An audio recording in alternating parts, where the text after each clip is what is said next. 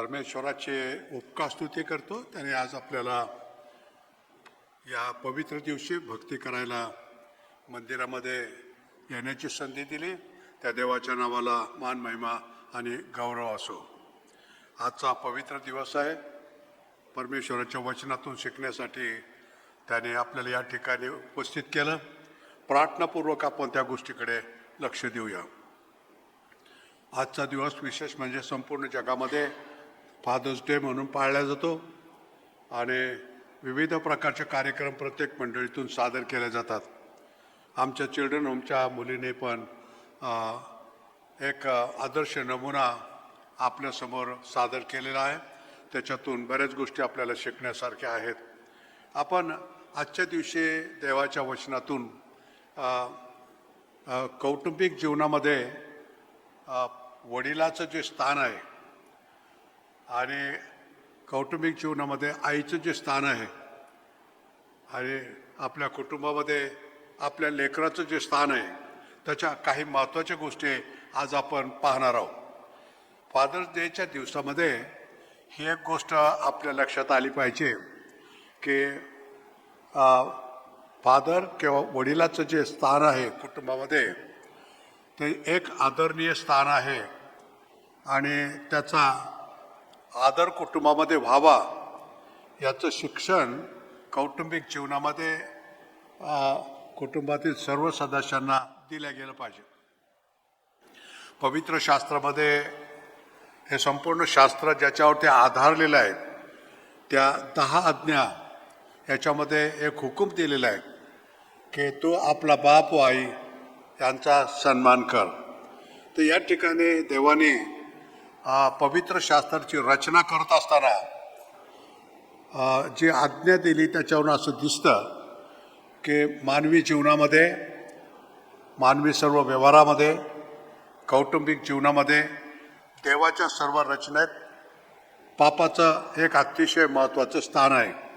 म्हणून ते सन्मानित असावं, त्याचा आदर व्हावा, त्याच्या आज्ञा पाळण्यात याव्या, त्याला अंकित म्हणून त्याच्या संगती राहिलं गेलं पाहिजे आणि त्यांच्या जीवनामध्ये त्यांना सहकार्य केलं गेलं पाहिजे. ह्या संपूर्ण गोष्टी बापासंबंधी कौटुंबिक जीवनामध्ये रुजवण्यासाठी आपल्याला कसं समजून घेता येईल की आपल्या बापाचा सन्मान कर. तर कोण सांगेल आपल्या बापाचा सन्मान कर? कुटुंबामध्ये जे लेकरं आहेत तर त्यांनीच फक्त बापाचा सन्मान करायचा की कुटुंबामध्ये आणखी कोणी आहेत त्यांनी त्याचा सन्मान करायचा? ही जबाबदारी कौटुंबिक जीवनामध्ये आईची आहे किंवा वडीलधारी जी स्त्री कुटुंबामध्ये असेल तिने आपल्या लेकरावर असे संस्कार करायचे की तुमचे वडील हे सन्मानास योग्य आहे.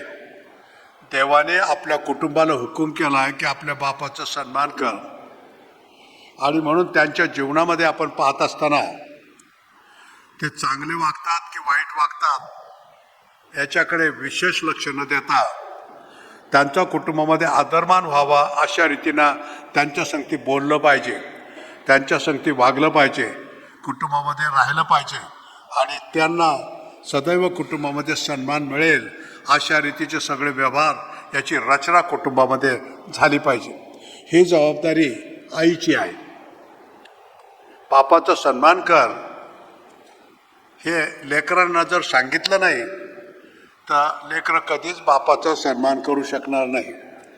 बापाच्या जीवनाचं, त्याच्या अस्तित्वाचं, त्याच्या कार्याचं, त्याच्या जबाबदारीचं महत्त्व जर आई समजून सांगणार नाही तर बापाबद्दल जो आदर लेकरांना वाटायला पाहिजे की त्यांच्या मेहनतीचं फळ किती आहे, त्यांच्या मेहनतीमुळे त्यांना फायदा कसा होतो, त्या बापाच्या परिश्रमाच्यामुळं लेकरा बाळांचं संगोपन कसं होतं हे जर आई कुटुंबामध्ये शिकवणार नाही तर त्या बापाचं महत्त्व लेकराच्या मनावर कधीच संस्कारित केलं जाणार नाही.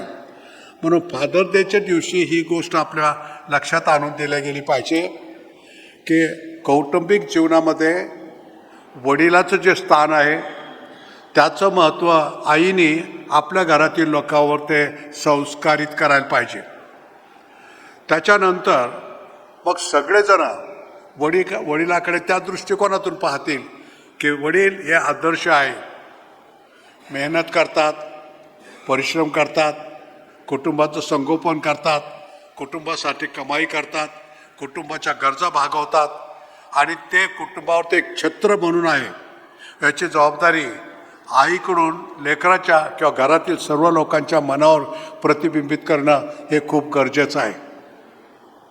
पवित्र शास्त्रामध्ये जो हुकूम दिलेला आहे की आपला बाप व आपली आई यांचा सन्मान कर, हे परमेश्वराने पवित्र शास्त्राची रचना करत असताना सर्वात महत्त्वाची गोष्ट मानवी जीवनामध्ये शिकवली. त्याचं महत्त्व काय असलं पाहिजे या गोष्टी आपण समजून घेतल्या पाहिजे आणि ती गोष्ट आईकडून कुटुंबातील सर्व सदस्यांना शिकवली गेली पाहिजे, प्रतिबिंबित केली गेली पाहिजे आणि जेणेकरून परमेश्वराच्या गौरवासाठी बापाच्या जीवनाचं जे स्थान आहे ते आपण समजून घेतलं पाहिजे. कौटुंबिक जीवनामध्ये आणखी एक दुसरी महत्त्वाची गोष्ट अशी आहे की लेकराचं संगोपन होत असताना वडिलांनी त्या लेकराकडे कोणत्या दृष्टीने पाहायचं आहे, त्यांनी आपल्या पत्नीकडे कोणत्या दृष्टिकोनातून पाहायचं आहे. वडील या नात्याने घरातील तो एक प्रमुख व्यक्ती आहे, घरातील वडील आहे म्हणजे लेकरांचा बाप आहे आणि घरातील पत्नीचा पती आहे. ही त्याची अनेक विविध प्रकारची जबाबदारी बाप या नात्याने त्यांना पार पाडायची आहे. तर त्याच्यासाठी त्या बापाच्या जीवनामध्ये काही महत्त्वाच्या गोष्टी हे घडल्या पाहिजेत याची फार मोठी एक गरज आहे आणि त्याच्यासाठी एक पवित्र शास्त्रातील वचन मी तुम्हाला वाचून दाखवते. नीतिसूत्रे याचा 20वा अध्याय, ते वचन आपण सर्वजण काढूया. नीतिसूत्रे याचा 20वा अध्याय आणि याचं 7वं वचन आहे. या वचनामध्ये असं लिहिलंय, जो धार्मिक मनुष्य सात्विकपणे चालतो त्याच्या पाठीमागे त्याची मुले धन्य होतात. आता या ठिकाणी वडील जे आहेत यांच्या जीवनाचा प्रभाव लेकरं आशीर्वादित होणं, लेकरांची सर्वांगीण उन्नती होणं, लेकरं सद्गुणी बनणं, लेकराच्या जीवनात प्रगती होणं, लेकरं होतकरू होणं, ह्या सगळ्या गोष्टी या बापाच्या कृतीवरती अवलंबून आहे. आपल्या जीवनामध्ये जो धार्मिक मनुष्य म्हणजे जो धार्मिक वडील आहे, जो सात्विकपणे चालतो त्याच्या पाठीमागे त्याची मुले धन्य होतात. वडिलाच्या जीवनामध्ये परमेश्वराची ही अपेक्षा आहे की आपले लेकरं आशीर्वादित व्हावेत, धन्य व्हावेत, त्यांनी नावलौकिक कमवावा, ते सद्गुणी व्हावेत. अशी जर इच्छा असली तर बापाचं सात्विकपणे आपल्या कुटुंबामध्ये वागणं, बोलणं, चालणं हे निश्चित रूपाने एक आदर्श वडील या दृष्टिकोनातून झालं पाहिजे.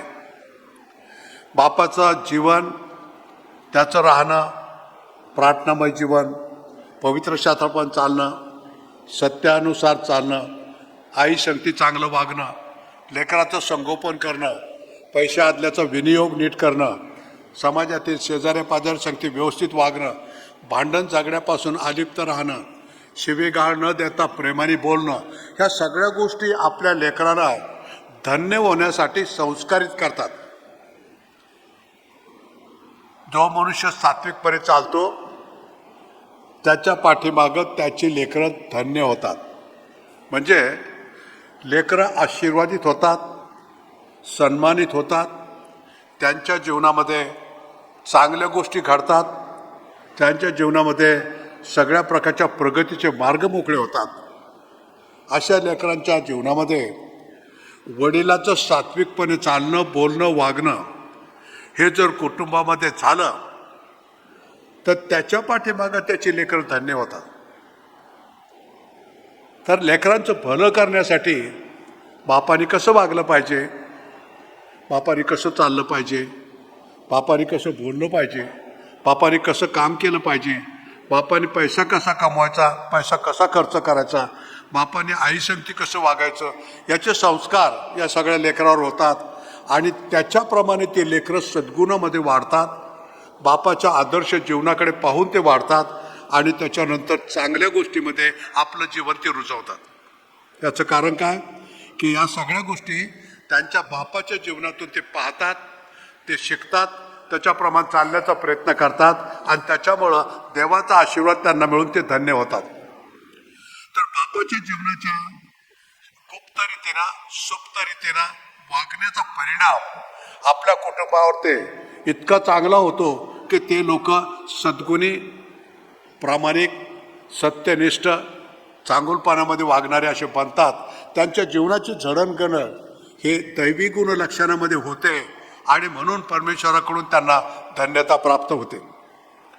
तुमच्या माझ्या जीवनामध्ये वडिलाकडे पाहत असताना वडील एक दारुड्या असेल पण तो बाप आहे, त्याच्याकडे आपण कसं पाहणार? एक बाप बेजबाबदार आहे, कामधंदाच करत नाही, रिकामा फिरतो, त्याच्याकडे लेकरं कसे पाहतात? तो वडील असून त्याच्याकडे पाहण्याचा दृष्टिकोन कसा आहे? एक वडील आपल्या आईला सतत मारत असतो, नशेमध्ये म्हणा का बिना नशेमध्ये म्हणा, संशयाने म्हणा किंवा कोणत्या दृष्टिकोनातून आईला तो त्रस्त करून टाकतो, त्याच्याकडे लेकरं कोणत्या दृष्टिकोनातून पाहतात?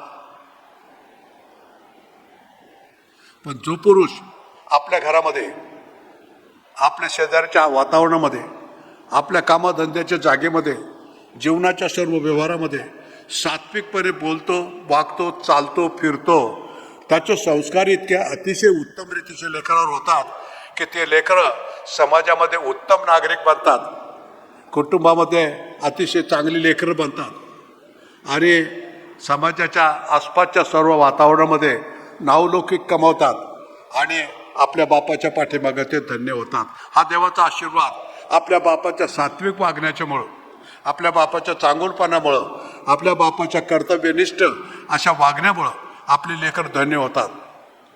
बापाच्या जीवनामध्ये ही जबाबदारी समजून घेणं हे अतिशय गरजेचं आहे आणि पवित्र शास्त्राच्या शिक्षणाप्रमाणे बापाला जे काही हुकूम देण्यात आलेले आहेत ते पवित्र शास्त्राच्या बाहेर आणखी दुसरीकडं कोणत्याही प्रकारच्या ग्रंथामध्ये, समाज व्यवस्थेमध्ये किंवा कुटुंब व्यवस्थेमध्ये आपल्याला दिसत नाही।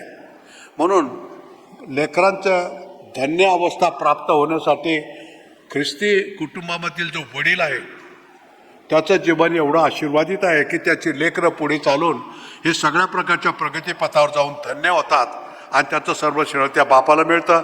बापाच्या या वागण्याच्यामुळं त्यांच्या लेकराला ते अशा प्रकारे आशीर्वादित देऊन ते कुटुंब चांगल्या रीतीनं प्रगतीपथावर नेतं। तुमच्या माझ्या जीवनामध्ये वडिलाकडे पाहण्याचा दृष्टिकोन आणि वडिलांनी देवाच्या आज्ञेप्रमाणे आपलं जीवन एक आदर्श वडील, एक आदर्श पती, एक आदर्श माणूस, एक आदर्श समाजाचा नागरिक या दृष्टिकोनातून त्यांना चालण्यासाठी किती सावधगिरीने वागलं पाहिजे, किती सावधगिरीने चाललं पाहिजे, किती सावधगिरीने बोललं पाहिजे आणि कुटुंबाची जबाबदारी पार पाडण्यासाठी त्यांनी डोळ्यामध्ये तेल घालून अशा काही गोष्टी केल्या पाहिजे की ज्याच्यामुळं कुटुंबाला कोणत्याही प्रकारची जी गरज आहे ते त्याच्यापासून कोणी वंचित होऊ नये किंवा त्यांना सफरिंग होऊ नये किंवा त्यांना अडचणीला तोंड द्यावं लागलं अशी परिस्थिती येऊ नये म्हणून बापाने त्याची काळजी घेतली पाहिजे। ही एक मोठी जबाबदारी आहे। कुटुंबाच्या जीवनाची अर्थव्यवस्था, कुटुंबाच्या जीवनाची सामाजिक व्यवस्था, कुटुंबाच्या जीवनातील लेकरांची प्रगती, कुटुंबाच्या जीवनातील आईचं महत्त्वाचं स्थान, ह्या सगळ्या गोष्टी बापाच्या वागण्या, बोलण्या, चालण्यावर ते अवलंबून आहे आणि ती व्यक्ती अति सात्विकपणे जर आपल्या जीवनाला देवाच्या समोर सादर करून आपल्या कुटुंबामध्ये वागणार नाही तर मग त्यांची लेकरं वेगाबॉन्ड बनतात, सडक छाप बनतात, वाईट चालतात, शिव्यागाळी करतात, चोऱ्या करतात, चुकीच्या गोष्टी करतात आणि मायबापाचा सन्मान करत नाही आणि कुटुंबामध्ये कोणत्या प्रकारची जबाबदारी घेण्यासाठी तयार होत नाही। त्याचं कारण काय की वडील याच्या जीवनामध्ये शिकण्यासाठी काही चांगलं नाही, त्याचा सन्मान होईल असं त्याच्या जीवनात काही त्यांना दिसत नाही।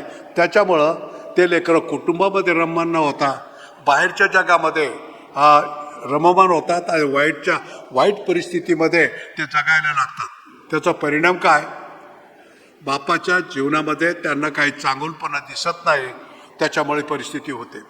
आज आपण बापाचा सन्मान करण्याच्या दृष्टिकोनातून, बापाचं स्थान हे परमेश्वराने निर्माण केलं त्या देवाला धन्यवाद देण्याच्या दृष्टिकोनातून बापाचा आज विचार करत आहोत की मग आमचा बाप शास्त्राच्या हुकुमाप्रमाणे सन्मानित व्हावा, आमच्याकडून त्याला आदरमान मिळावा, त्याच्या सगळ्या आज्ञा पाळल्या जाव्या, तो म्हणेल त्याप्रमाणे आम्ही केलं पाहिजे, तसं वागलं पाहिजे, तसं बोललं पाहिजे, अशी भावना लेकराच्या मनात केव्हा रुजवल्या जाईल?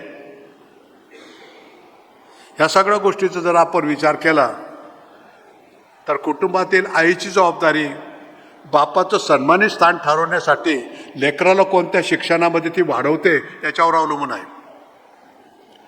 म्हणून कौटुंबिक जीवनात बापाचं स्थान सन्मानित होण्यासाठी आईने पार्श्वभूमी तयार करायची.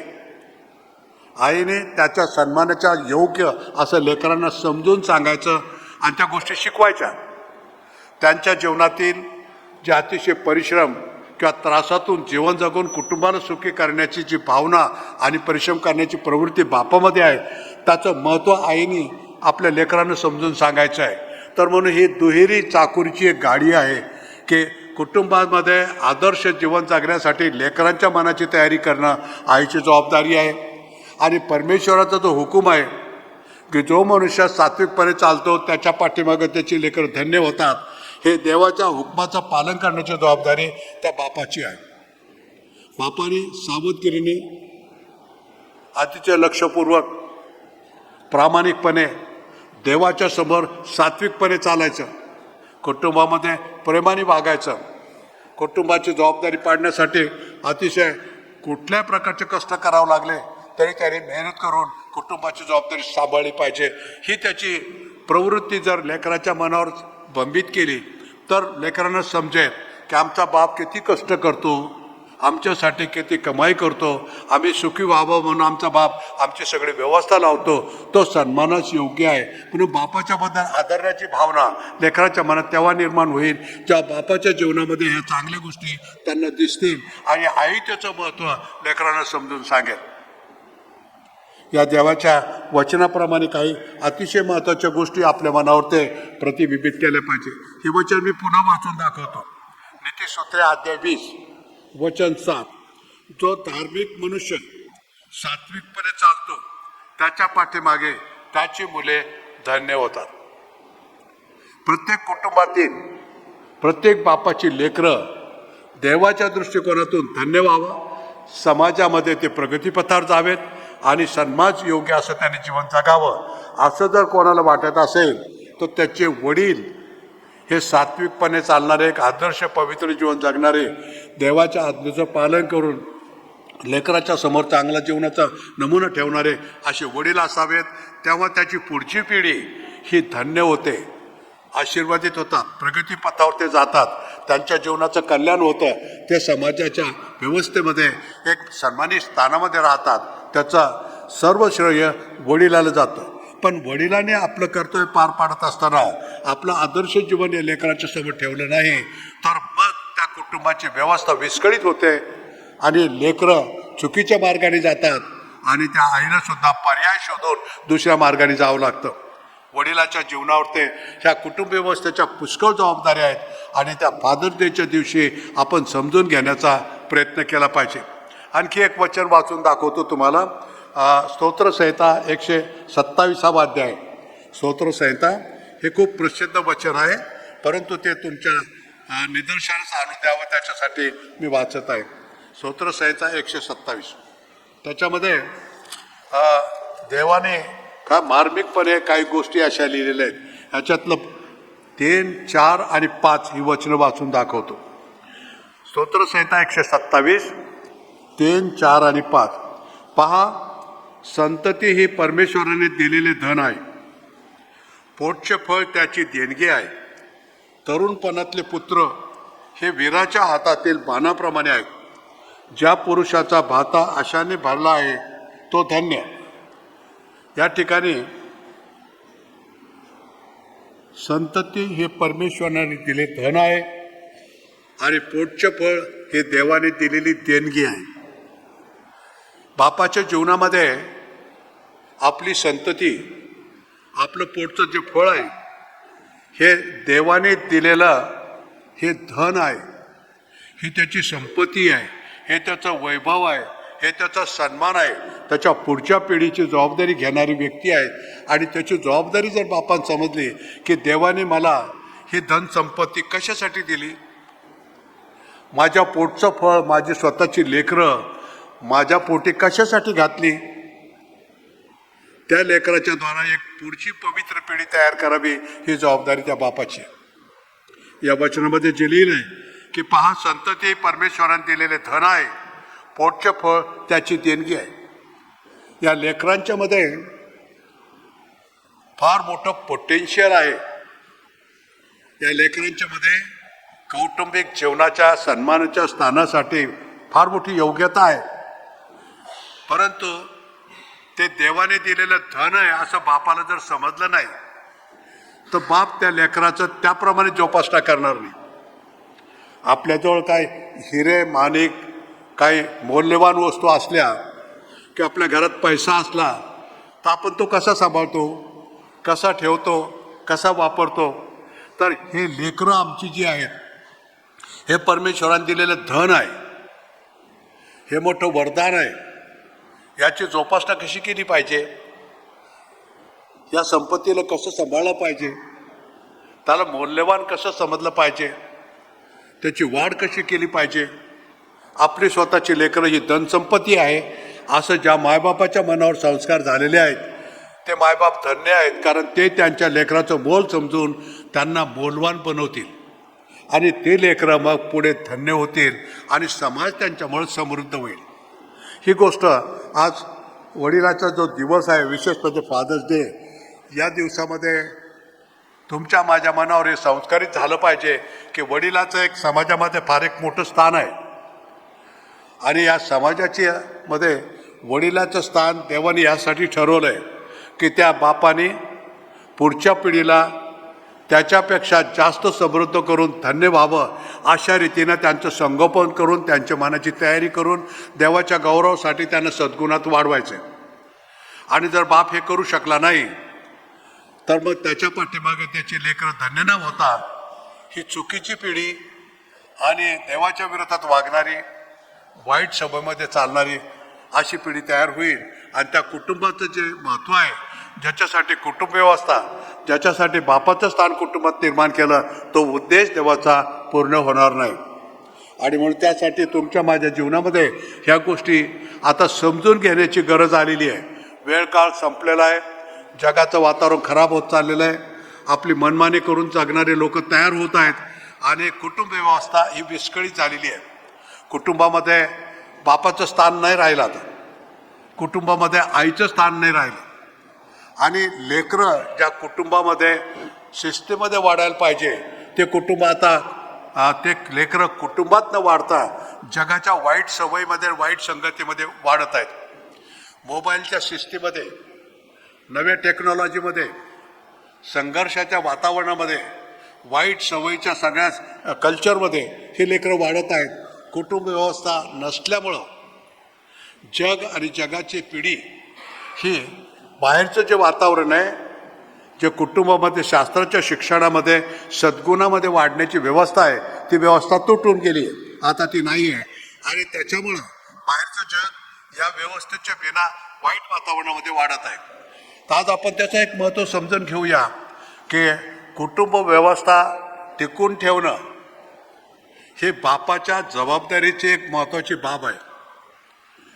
कुटुंबामध्ये आई आणि बापाने एका विचाराने आपल्या लेकराची जबाबदारी पार पाडण्यासाठी स्वतःच्या जीवनाला एक आदर्श नमुना, कष्ट करून त्यांच्या सगळ्या प्रकारची बरोबरी करून आपल्यापेक्षा चांगली पिढी पुढची तयार व्हावी याची जबाबदारी त्याने पार पाडायची.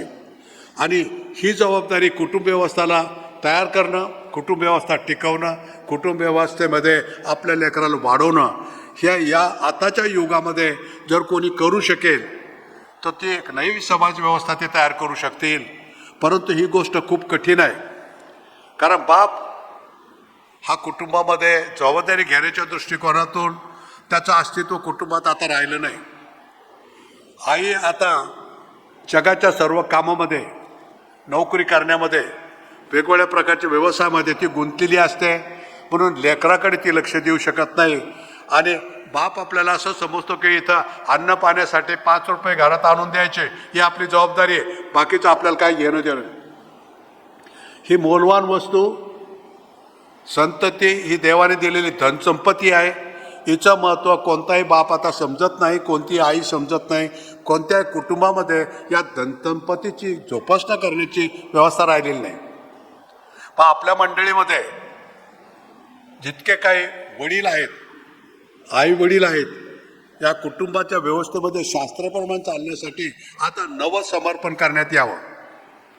आणि जर आपण पवित्र शास्त्राप्रमाणे कुटुंब व्यवस्थेची रचना करण्यासाठी आपलं जीवन देवाच्या हातात देऊ, तर मग बाप आपली जबाबदारी पाडण्यासाठी शास्त्राच्या नियमाच्या चौकटीतून वागेल, त्याच्या नियमाचं पालन करेल आणि त्या नियमामध्ये आपल्या लेकरांना सद्गुणी होण्याची व्यवस्था आहे त्याची जबाबदारी तो घेईल.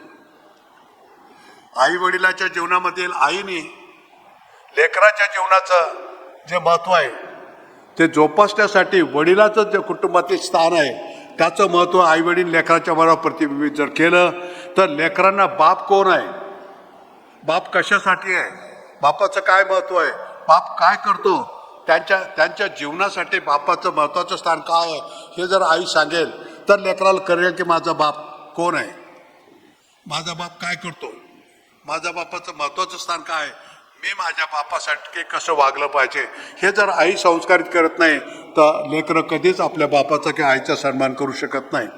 शास्त्राच्या नियमाप्रमाणे लेकरांनी आई आणि वडिलाचा सन्मान करावा. हा त्यांच्यासाठी आशीर्वाद आणि बापाच्या पाठीमागे धन्यतेचं स्थान त्यांना प्राप्त होतं. पण हे आई आणि वडिलाचा सन्मान करायचं काम त्या लेकरांना कोण सांगेल. तुमच्या माझ्या जीवनामध्ये कुटुंबातील जी महत्त्वाची स्त्री आहे तिची ही जबाबदारी आहे की आपल्या बापाचं अतिशय महत्त्वाचं स्थान आहे. देवाच्या दृष्टिकोनातून, कुटुंबाच्या दृष्टिकोनातून, समाजाच्या दृष्टिकोनातून पुरुष हा कौटुंबिक जीवनातील महत्त्वाच्या स्थानी आहे. त्याचं महत्त्व आईने लेकरांना समजून सांगायचं, त्यांच्या मनात संस्कारित करायचं आणि त्यांच्याकडून ती गोष्ट करून घ्यायची. म्हणजे मग त्यांच्या जीवनातून वडिलाला सन्मानच नाही पण सहकार्य मिळेल आणि वडिलाच्या सांगते खांद्याला खांदा लावून कुटुंब व्यवस्था आणि समाज व्यवस्था ते पार पाडू शकतील. आणि म्हणून आपल्या जीवनामध्ये ह्या गोष्टीचा संस्कार आपण करण्यासाठी एक नवं समर्पण आज आपण करणार आहोत. आणखी एक महत्त्वाचं वचन तुम्हाला वाचून दाखवतो. इर्मायाचं पुस्तक आहे, त्याचा 29वा अध्याय. इर्माया